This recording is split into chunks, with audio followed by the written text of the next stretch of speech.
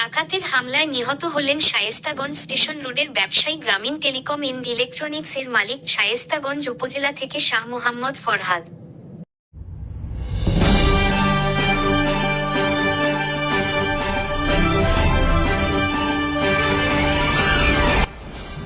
আপনারা দেখছেন বাংলাদেশ পরিক্রমা, বস্তুনিষ্ঠ সংবাদে আমরাই সর্বক্ষণ সচেতন।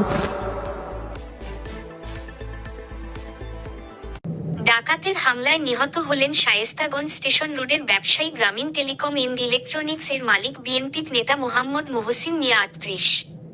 তিনি শায়েস্তাগঞ্জ ইউনিয়নের নিশাপট গ্রামের মরহুম হাজী আব্দুল রহিম মাস্টারের বড় ছেলে।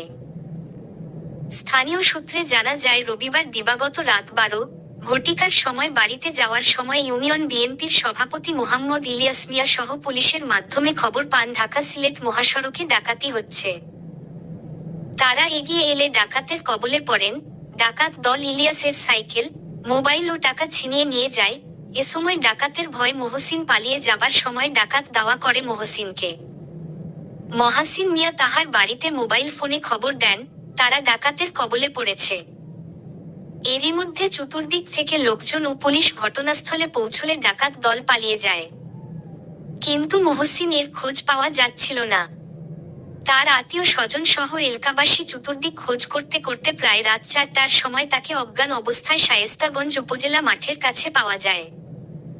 তাৎক্ষণিকভাবে তাকে হবিগঞ্জ সদর হাসপাতালে নিয়ে গেলে ডাক্তার তাকে মৃত ঘোষণা করেন। এ বিষয়ে শায়েস্তাগঞ্জ থানার অফিসার ইনচার্জ দিলীপ কুমার জানায়, এ বিষয়ে অভিযান চলমান আছে।